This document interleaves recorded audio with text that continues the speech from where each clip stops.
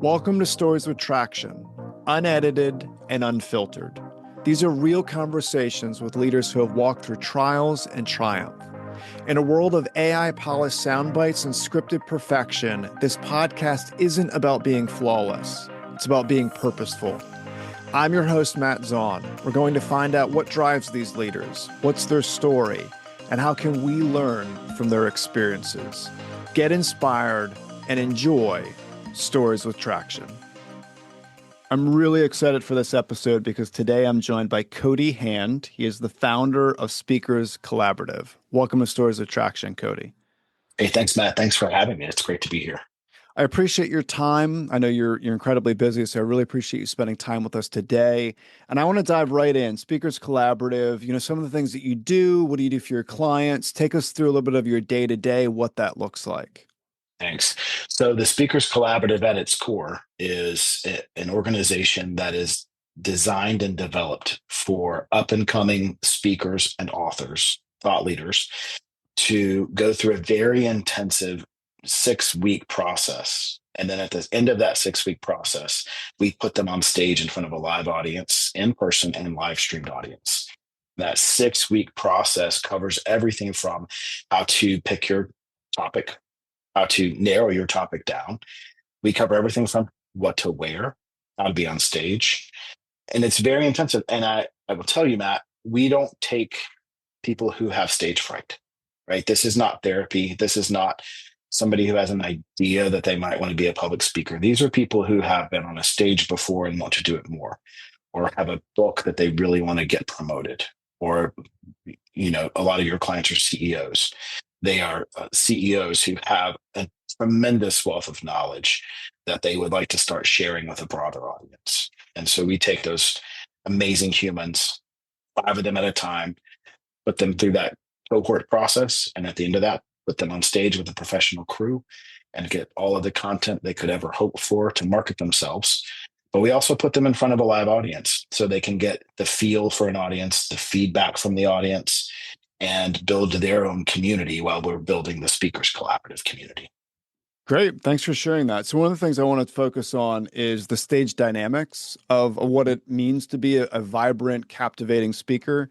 One of the things that always fascinated me, especially as I would study politicians and different leaders and how they really command the attention of their audience, was rock stars. I really liked looking at different people on stage, how every step, every movement is purposeful, it's intentional. Mm-hmm. And 3 individuals that just stand out to me, Freddie Mercury, Beyonce, and Taylor Swift. And if you've ever watched them, regardless of anyone listening, if you like those musicians or don't like these musicians is irrelevant.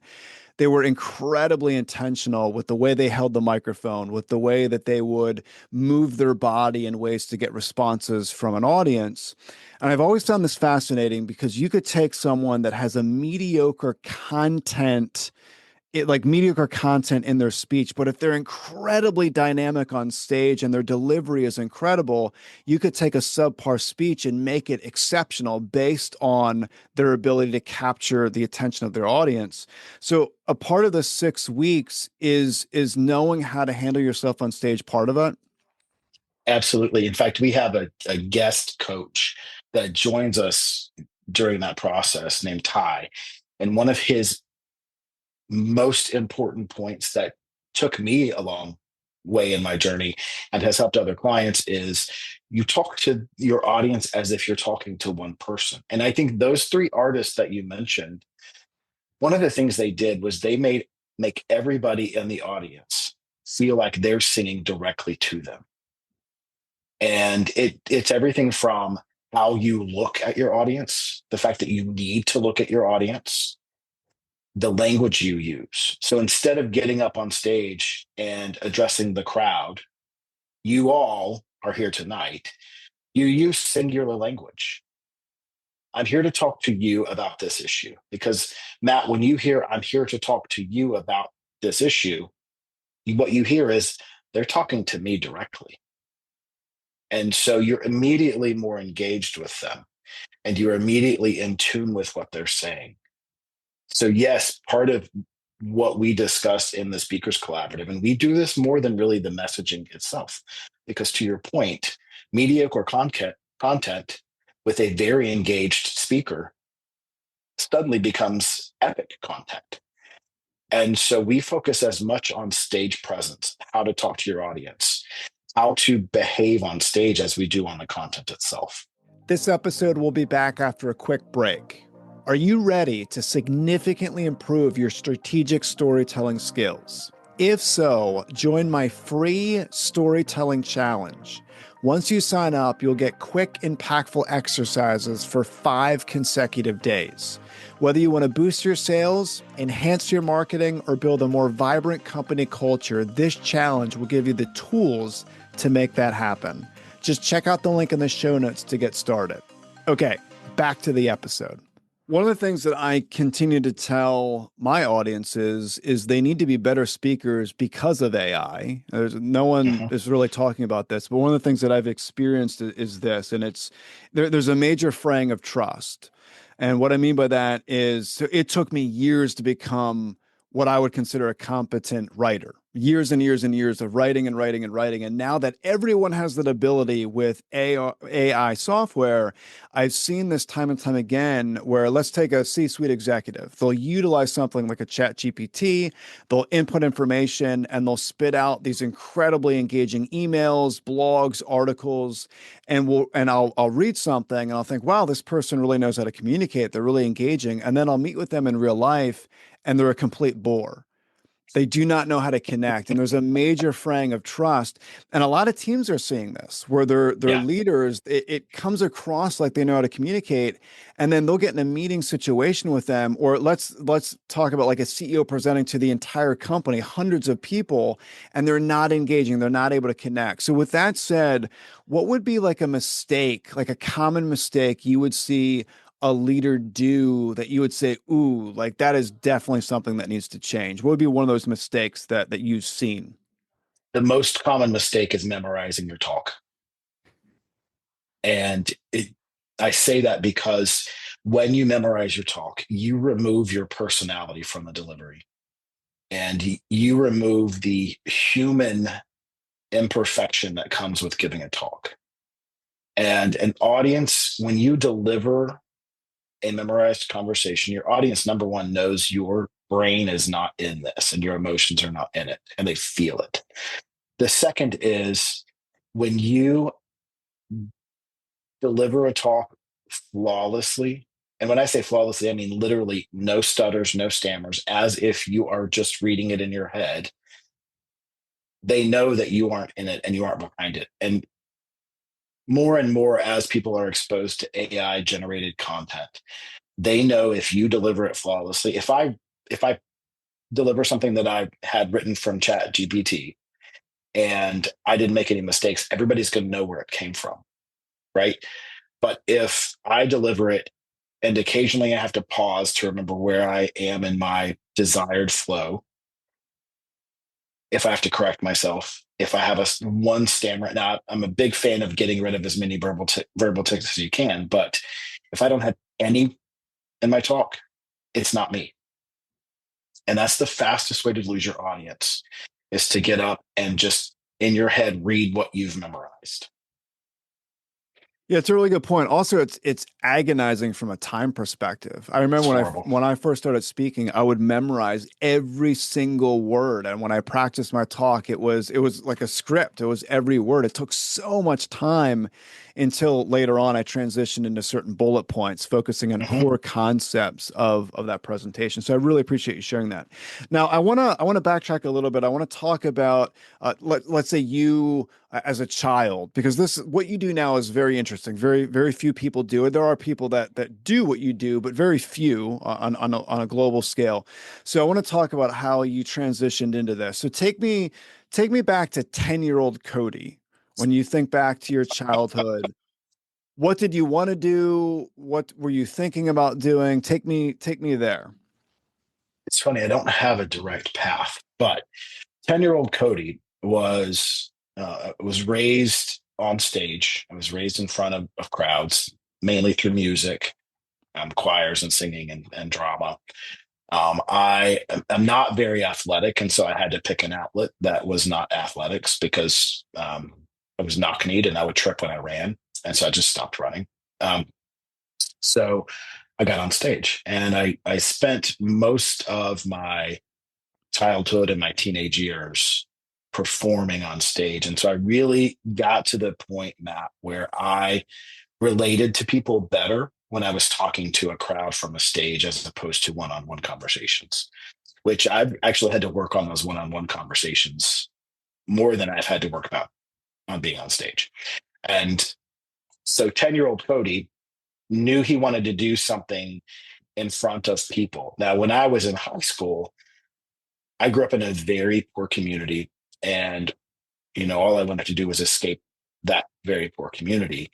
And so my trajectory stopped being more making money being on stage to how can I go into business and become a business person who makes a ton of money. And it was all about money, which is a terrible thing to do.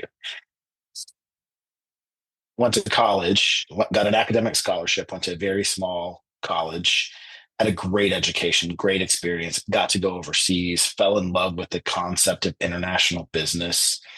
And my major in college was international business while I was in college. And I'm breezing through all of this right now, but while I was in college, got the political bug and started to volunteer on political campaigns and decided that I want my trajectory continued to be international business, but I wanted to add a component on that to give me some more options, perhaps to run for office, perhaps to, have some influence politically. So I applied to law school and got into law school. Between college and law school, I went and taught English in Belgium, and that was rewarding. I recommend everybody do that. But it again put me in front of a classroom, which, as we were talking earlier, it put me in that more me on many conversation as opposed to one-on-one work. Wow. I do want to unpack elements of the political involvement that you had. Mm-hmm. So I've been involved in politics for quite some time, well over a decade, and I have three young kids. I have an 11-year-old, a 9-year-old, and a 6-year-old, and all of them in some capacity have been involved in a campaign. I've actually taken them door to door with me just so they can face and experience rejection. All my kids, one of the things that I want them to do is continue to have political involvement and also do some type of retail job at some point in their life because I want them to experience Yep. rejection. I want them to get involved in sales. I want them to get beat up a little bit in life regarding that rejection piece. And in politics, especially when you're going door to door, you're getting doors slammed in your face. You're getting people say all kinds of mean things, right? So it really exposes them to a different world than they might not be used to. So tell us a little about your political involvement, how that positioned you to do what you do today. Great question. So my political involvement was everything from volunteering to go door to door in the campaigns. And, I did everything while in law school. I actually attended bar in law school too. I think it's very important, to your point, to put your kids in situations that are not easy and and where they do face rejection. But my political background was, started classically volunteering in campaigns and becoming kind of the go-to person in each campaign for advancing before the candidate got there. So I'd set up the press conferences, I'd interface with the press, I would write things for the candidate. I would also make coffee for the campaign. I would put out yard signs and I would go door to door. And I did it all. And this was in college and in law school. I did the same, but at a higher level because I was a college graduate and I had managerial experience. And so I rose into more of a managerial role, but in campaign world in the early 2000s, that still meant making coffee. And that still meant putting out yard signs or driving 3 hours to pick up the yard signs and, driving them back and putting them out. So there was a lot of what I call schlepping at the same time as there was writing a really good speech for the candidate to give at the press conference that you were hosting for them or the fundraiser. Yeah, As and I, yeah. Yeah, well, yeah, I'm go ahead. sure I'm sure that writing of those speeches helped you with where you are now. Mhm. Yeah, and it really got to learn the art of writing concisely so that somebody who's delivering it, it was their voice, but also it was not something that they had to then explain off the cuff. So it's writing concisely, but writing thoroughly enough to convey the point and not put them in a position where they can't defend what they just said. Interesting. Yeah. Interesting. And how did being on stage at 10 help you get in the head of these politicians? Were you so good at understanding the dynamics of people and how to connect with people that you can kind of put your almost as if you're playing like an actor, you're in their head, Mhm. understanding like they need to say this in order to prompt this response. So was that very helpful from your early childhood being on stage? It was helpful because, a lot of time on stage is acting. It is taking on the role of something else, especially when you're a kid. I'm either taking on the role of the character that I'm playing, or I'm taking on the role of in the choral production that I'm in. I'm taking on the role of the bass section of the tenor section, whatever. Um, so that did help. What really helped, though, and I think this is how the speakers collaborative is different, is I spent time with the candidate. I got to know them and know their voice and the way they spoke and the way they behaved, so that when I wrote for them and when I put speakers on stage, I'm doing it as them. I'm taking on their persona as opposed to mine. Yeah, that's a really good point. One of the things that I see so many leaders do that it's just so bad is they'll watch. There's really no other way to say it. It's just bad. They'll watch a TEDx or they'll go on YouTube and they'll see someone speak and they'll say, "Wow, that's a really good speaker. I need to be exactly like them." And they don't take into account their audience, what their audience needs, how their audience responds, and they start saying different things that that person says, and they may actually alienate their audience. So I want you to speak about that because you said spending time with that candidate, spending Mhm. time with that politician. So have you also seen this in your work where they'll just take something somewhere and they'll say, I need to be like that. And though maybe it might help their speaking ability, but it has nothing to do with their audience and it's actually doing themselves a disservice. Yeah, I see it all the time. And when you see Simon Sinek, he gives a great talk. We don't need another one of him, right? He knows himself. He knows his speaking style. He's not emulating anybody else. We don't need any more of him. We need the CEO who wants to give a talk to show up as himself. It goes back to your comment on AI. When you are not showing up fully as you, your audience knows and they can feel the inauthenticity and they immediately find a way to tune you out. So when we spend time with people in the speakers collaborative, first and foremost, we don't do any template talks. There are many speaking programs who will give you a template. So on the blank here, this is your talk. We don't do that because I want our speakers to talk from their heart and their mind and not worry about, did I hit points A, B, and C that were in the template that Cody gave? So we start with getting to know them and their passions and their desires and their stories. And we work with them on making that the core of their talk. Because at the end of the day, what we're looking for is to produce a product that these talented people can use to get on future stages. And when you send your conversation, I can't edit it enough to take out the lack of personality. I can't edit it enough to take out the fact that you are a carbon copy of the speaker that you really want to be. And most people want to be that speaker because they have a huge audience, right? And they're getting viral videos out of their content. You can be that by being yourself. Those speakers that you are trying to attain their status started where you're starting. And you've got to put in the time and work and energy that they put in. You can't cheat by copying them. You'll never get there. So you mentioned heart and mind. I want to focus in on the heart piece because I think a lot of times a leader will hear that and they'll think heart into it. Like I need to be logical. I need to focus on metrics. I need to focus on different patterns in business. Where does heart play into from a speaking perspective? I say 50-50. This is not the 80s anymore. You don't have a boss who doesn't share his personality. You have an entire generation of people who want to buy from humans, and they want to hear from a human about their experience. Yes, they want to hear your logical leadership counsel. They want to hear your business advice on how you built your business. But they don't want to sit through a 45-minute conversation with bullet points of the steps that you took. They want to hear about your experience. They want to hear about how it impacted your life. And they also wanted to hear that you had a life in addition to the 25 business points that built the most amazing business you've got.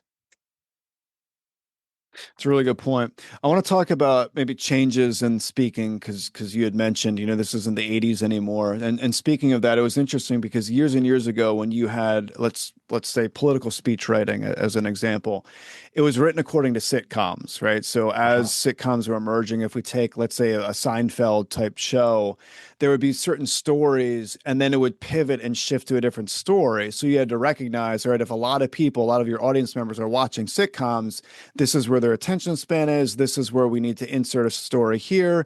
And then social media came and that changed the game. And now the game has been changed again with AI. And even with the social media piece, you have shorts and you have Instagram reels and people scan, swipe, swipe, swipe, swipe. So what would you say to where we are now, even versus where we were a few years ago about engagement and capturing people's attention? How has that changed the way people, especially leaders, need to speak today? Yeah. So, first and foremost, it's all about the hook. You've got to start with a bang and get their attention immediately. Second, you've got to know that people's attention spans are even shorter than when they were watching Seinfeld, right? So in the early 80s, a 45-minute conversation was the norm. And I would sit in a keynote for 45 minutes because that's what I did. In the 90s and early 2000s, when you had the Seinfeld sitcom style attention span, I could give you 25 to 30 minutes, but you had to be engaging the whole time and you had to be able to, jump back and forth. These days, people are watching 15-second TikTok reels. They're watching, a minute and a half on Instagram. They might tune into a YouTube for the full 30 minutes, but they probably won't watch all 30 minutes without anything else on in the background, right? Or that may be the background. And they may watch it 5 times, but they'll absorb 5 minutes of it. So, point number three is we're really condensing the length of most talks to 15 to 18 minutes because that is the attention span of your audience these days. Now, much like political writing in the 90s, and the one thing that I would say continues to weave through all of these conversations about length and content is speaking in sound bites. You've got to be able to convey your point in a sound bite because whatever you put out on social media will be chopped up. And you don't want your main point to be chopped in half, and you don't want it to be used out of context. And so we're very deliberate about when we're on stage. If you've got a point that is really important that you want to make, we do a slight pause before we make the point and we do a slight pause after. And that gives your audience, when you do the pause, your audience, whatever they're doing, will stop and redirect their attention to you. And then when you pause afterwards, they'll know that's the point that he wanted me to hear. So you mentioned hooks, right? It's all about the hooks. Let's talk a little bit about hooks because I see a lot of leaders, they'll get up and they'll say, it's good to be here. Good morning, all the usual stuff. They get their slide deck prepared, not engaging in any way, shape, or form. So what would be some minor tweaks someone listening to this episode could make to have a more captivating hook? I'm glad you mentioned slides. I really was hoping that you would ask about that.